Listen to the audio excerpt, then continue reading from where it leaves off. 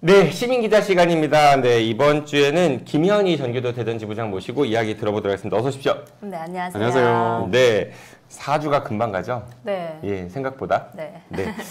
오늘은 어떤 이야기를 가지고 오셨어요? 네, 오늘 여러 가지 이야기를 가져왔는데 핵심 키워드는 일단 디지털, 디지털. AI 교과서 이런 것들입니다. 네. 디지털 되게 좋잖아요. AI 좋죠. 요즘 뭐 핫한 거니까. 네. 그런데 어떤 것이든지 이제 도구다 보니까 제대로 이용을 해야 되는 거잖아요. 근데 이번에 교육부가 이제 대형 사고를 쳤어요. 1만 명 개인 이번에 쳤어요? 아니면은 언제? 늘 치고 있어요. 늘 치고 있는데 늘 치고 있는 건데 이번에 이런 사고를 쳤습니다. 맞습니다. 네. 이번 달의 사고는 이것입니다. 네, 이번 달의 사고. 네. 1만 명 개인정보 유출 사건이 뭐냐면 지난 20일에 교육부가 전국 시도교육청에 공문을 하나 보냈어요. 근데 그 공문이 뭐였냐면 교실혁명 선도교사 연수 대상자 명단이었거든요. 근데 이 파일에 한 12,000명 정도의 선생님의 개인정보가 들어있었어요. 그 학교명, 성명, 그리고 뭐 이렇게 휴대전화 번호. 근데 이것을 교육청에 보내면서 이 엑셀 파일에 비밀번호를 안 걸은 거예요. 정말 충격적이지 않아요? 그러면은 이게 접근 가능한 네, 거예요? 접근이 가능했던 거예요. 그래서 4개 시도 교육청에서 그게 실제로 유포가 됐고 그 4개 지역 중에 하나가 대전이에요. 네, 그래서 이제 이게 딱 이제 그러니까 사건이 터지니까 교육부에서는 이걸 인지하고 교육청에다가 이제 파일을 이제 더 이상 유포하지 말아라. 그리고 혹시 이 파일에 접근한 교직원이 있으면 이 사람들이 자진해서 신고를 하고 자진해서 유출 방지 서약서를 쓰도록 해라 이렇게 한 거예요. 근데 사실 그 변호사님이나 피디님 같으면 실수로 이제 그런 파일에 접근이 됐어요. 교육부에 자진 신고해가지고 안 해요. 몰래 갖고 있지. 이거 몰래 갖고 있지. 그냥 저 이거 유출하면은 캐비넷에 넣어놓고. 그렇죠. 이거 유출하면은 나 징계 받겠다. 이런 서약서를 자진해서 쓰겠냐고요. 그러니까 이런 사고는 한번 터지면 웬만해선 수습이 안 되는 거예요. 안 되죠. 네, 근데 이제 그렇게 됐는데 교육부에서는 제대로 된 사과가 없어요. 사과가 없어요? 제대로 된 뭐 그냥 뭐 유감이다 이런 미안, 거죠. 이거. 네, 미안. 수습을 해야 될 텐데 그게 없고 뭐 교육청도 대전교육청도 마찬가지인 거고. 이제 그러고 나서 또 며칠 있다가 그 문제의 교실혁명 선도교사 연수 개회식이 있었어요. 네. 근데 그 개회식이 있었는데 교육부에서는 그 연수를 굉장히 이제 대대적으로 홍보를 하면서 이 디지털 교육혁명을 위해서 선생님들이 이렇게 자발적으로 나섰다. 하면서 이렇게 막 굉장히 대대적 홍보를 했는데 막상 개회식이 열리고 그 참가자 선생님들의 오픈 채팅방이 딱 열렸어요. 그때는 선생님들이 이제 난리가 난 거예요. 이 선도교사를 구하지 못해서 업무 담당자인 부장교사 내가 그냥 대신 왔다. 그냥 나밖에 하실 수가 없었다. 그리고 지금 교실이 이렇게 붕괴되고 있는데 디지털 지금 이런 말잔치를 할 때냐 이러면서 완전히 그 몇 명의 선생님들이 막 성토의 장으로 변한 거예요. 그러니까 이게 저는 그랬더니 교육부에서 이게 뭐예요, 그 채팅방을 대체? 닫아버렸어요. 아니 그러니까 일단 더 궁금한 게 보여주기식의 그런 그렇죠. 행정을 네네. 하는 과정에 정보를 아니 일단 교실혁명 선도교사가 대체 뭐예요? 그냥 디지털 교육 혁명을 하겠다는 겁니다. 그거밖에 없는 거예요, 진짜. 네, 너무 내실이 없어요. 그러니까 디지털 교육혁명을 뭘 어떻게 하겠다는 얘기예요? 네, AI 교과서도 만들고 뭐 기기도 보급하고 뭐 이렇게 하겠다는 거죠. 참. 일단은 정보 유출 이거부터 정보를 제대로 취급을 못했어. 이런 건 뭐 처벌받을 게 있어요, 변호사님? 당연히 있죠. 개인정보법 위반도 되고 왜냐하면 개인정보 처리자나 그 권한을 가진 사람들이 함부로 이게 유출하거나 하면 안 되고 물론 이제 고의성은 없기 때문에 이걸 고의적으로 유출한 건 아니잖아요. 파일에 비밀번호를 안 거는 것뿐이지. 그래서 고의성이 있어서 처벌까지 저는 되기는 조금 어렵다고 보는데 어쨌든 이 부분에 대한 과실로 인해서 넘어갔으면 그 부분에 관련된 거는 당연히 처벌을 고발 뭐 이런 거 해요? 저희 사용되죠. 법적 조치를 이제 검토하고 있어요. 네. 최근에 카카오에서도 이제 개인정보 유출하면서 개인정보위원회에서 151억 원의 과징금을 물렸다고. 아니 하는데. 라인은 일본 정부가 지금 그 지분 내놓으래잖아. 나가라잖아. 그러니까 아이고. 그 핵심이 뭐냐면 어쨌든 이거 저희는 이게 단순 실수라고 보이지가 않는 거예요. 작년에 차세대 나이스 사태 때도 그랬고 사실 디지털이든 AI든 뭐든 인간이 주체인 거고 나머지는 다 도구잖아요. 그거를 이용할 수 있는 역량이 있어야 되는데 교육부가 과연 이런 디지털 역량이 있냐라는 생각이 드는 거죠. 사실 학교에서는 제가 학교에서 아주 작은 행사를 해서 학생 10명이나 뭐 학부모 10명 정도의 개인정보를 수집해도 그거 할 때 다 그 확인받고 동의서 학교, 받고. 네, 동의서 받고 학교에다가 언제 폐기하겠다고 보고하고 하면서 굉장히 철저하게 관리를 하고 이거 관련해서 교육부에서 업무를 굉장히 많이 줘요. 그래서 보안 업무나 개인정보 보호 업무 맡은 선생님들이 요새 너무 힘들다. 진짜 문서에 파묻혀 죽을 것 같다라고 말씀을 많이 하시는데 정작 교육부는 만들어서 지침 만들어서 뿌리기만 하고 본인들은 이런 기초적인 것도 안 지킨다는 거예요. 그러니까 개인정보 관리 허술도 허술이지만은 그게 더 재밌네. 그러니까 선생님들이 자발적으로 이 디지털 교육 혁명을 위해 나섰습니다라고 방을 열어놓으니까 이게 뭐야 난 막 불만만 하고 이러다가 그거 보니까 문 닫아 채팅 얼마나 그러니까 미숙하고 선생님들이 준비 안 얼마나 됐고. 답답하면 거기서 그렇게 했겠냐고요. 네. 아 참 부글부글합니다. 네. 네네. 뭐 그 얘기 하셨으니까 디지털 교과서라는 얘기 예전부터 굉장히 많이 네네. 나왔잖아요. 이게 네네. 뭐예요? 디지털 그러니까 교과서가? 내년부터 AI 디지털 교과서를 개발해서 전면적으로 이제 도입을 하겠다는 거예요. 과목이 이제 영어, 수학, 그리고 정보교과, 그리고 특수국어. 이것을 이제 AI 디지털 교과서를 이용하겠다는 그게 건데. 어떻게 하는 거예요? 머릿속에 잘 안 그려져가지고. AI 디지털 뭐 예를 들어서 교과서 책 대신에 아이언맨처럼 막 그런 건 아닐 것 같고. 응. 그렇다기보다는 이렇게 책 대신에 어떤 프로그램을 개발을 해서 아이들이 이제 클릭하면서 본다는 거죠. 태블릿 PC로? 네, 보면서 이제 클릭하면서 보고 뭐 문제를 풀고 문제 뭐 오답 정답 자동으로 나오면 거기 맞게 수준에 맞게 뭐 다른 문제가 나오고 뭐 이런 식으로 하겠다는 거죠. 아. 근데 한번 생각해 보세요. 이제 본인 아이가 있어요. 아이가 이제 어떤 과목이 수준이 떨어져서 뭔가 개인 교습을 붙여주고 싶어요.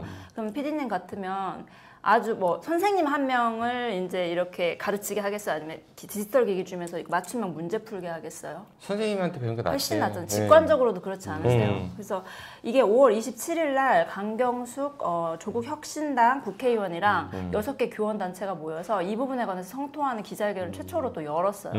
이게 여러 가지 문제가 있는데 첫 번째 문제가 지난번에도 말씀드렸는데 교육적으로 합의된 바가 없어요. 검증되지 않았고 제가 이제 교사로서 경험을 해봐도 저도 사실 디지털 역량이 뭐 떨어지는 사람이 아니에요. 이제 코로나 터졌을 때 가장 먼저 이제 뭐 영상도 촬영해보고 여러 가지 디지털 기기 이용해서 아이들과 어떻게든 수업을 해보려고 했죠. 정말로 스스로 역량이 안 떨어진다 생각해요? 떨어질 수도 있습니다. 그런데 어떻게든 해보려고 했던 사람이란 말이에요. 그래서 뭐 그리고 기본적인 건 다 되는데 해보니까 1년, 2년 지나면서 보니까 특히 이제 전 초등교사니까 아이들이 어릴수록 이런 디지털 기기보다는 선생님이 딱 붙어서 그치. 예, 소수의 아이들을 데리고 이렇게 했을 때 학습 효과가 가장 높이 발생하는 거예요. 상호작용이라는 게 중요하잖아. 네, 상호작용과 관계가 진짜 교육의 핵심이구나라는 거를 인터퍼스널 커뮤니케이션. 그게 중요하죠. 그렇죠. 아, 이렇게 영어를 남발하세요.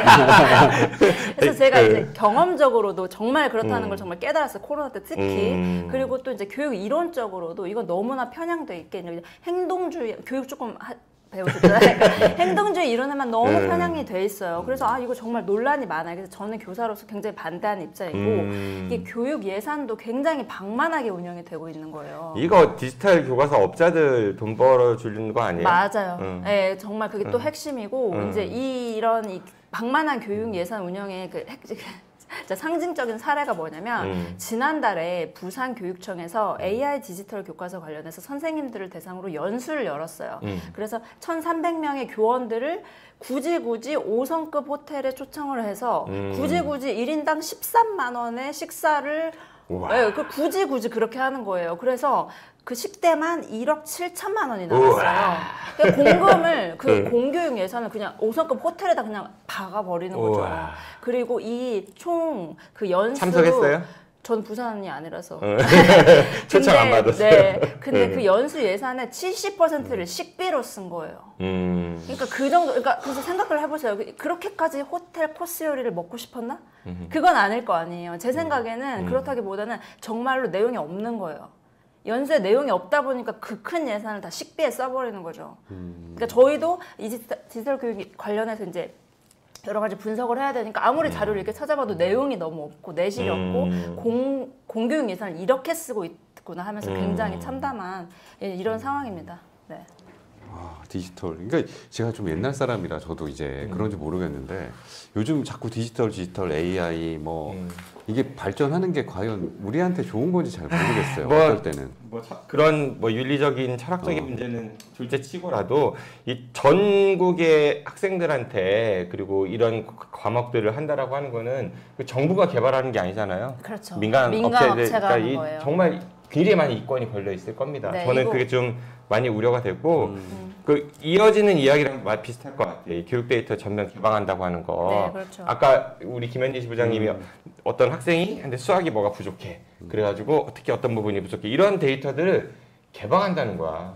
그렇죠. 오픈한다는 거야. 그러면은 사교육 시장에서 공략하기가 맞춤식으로 공략하기가 훨씬 쉬워지는 거죠. 네, 맞습니다. 네, 지난 5월 28일 날 이주호 장관이 성적 등의 교육 데이터를 전면 개방한다고 한 거예요. 근데 그 1만 2천 명 그 개인정보 유출 사건이 터진 지 일주일 만에 그 수습 대책은 내놓지 않고 교육 데이터를 개방한다고 하니까 이제 또 교육부에서 이제 난리가 난 거죠. 대통령이 한마디 하셨잖아요. 데이터가 돈이다.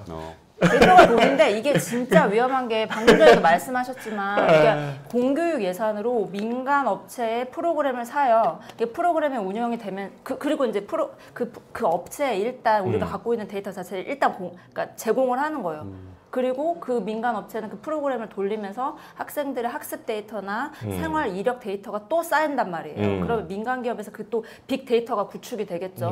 그러면서 완전히 그 공교육의 데이터 주권은 다 사교육으로 넘어가는 거예요. 그러니까 교육 데이터뿐만이 아니라 지금 빅데이터 문제가 이게 우리가 동의받지 않은 우리들의 정보가 지금 막 전방위적으로 활용이 되고 있잖아요. 맞아요. 이게 물론 뭐 여러 가지 삶의 질이나 향상이라든가 뭐 시스템 개선을 이용해서 한다고 하지만 사실상 기업들이나 이런 곳에 정보를 갖고 있는 사람들의 기득권을 강화하는 데 쓰이는 수도 있는 것이고 교육 데이터도 그렇다면 마찬가지로 누구를 위한 개방인지 잘 모르겠네요. 이게 지역별로도 문제예요. 왜냐하면은 이제 아까 뭐 성적 데이터 공개한다고 하면은 어느 지역은 굉장히 뭐 소위 이제 성적이 좋아. 네. 근데 어느 지역은 성적이 되게 안 좋아. 가뜩이나 더 그러면은 서열화가 그 부모들이 심해지겠죠. 내 자식이 그 동네 안 좋은 동네에 사는 거 그거 이사 갈 수도 있거든요. 이 지역 소멸을 가속화시킬 수도 있는 맞아요. 그런 문제도 있잖아요. 네, 맞아요.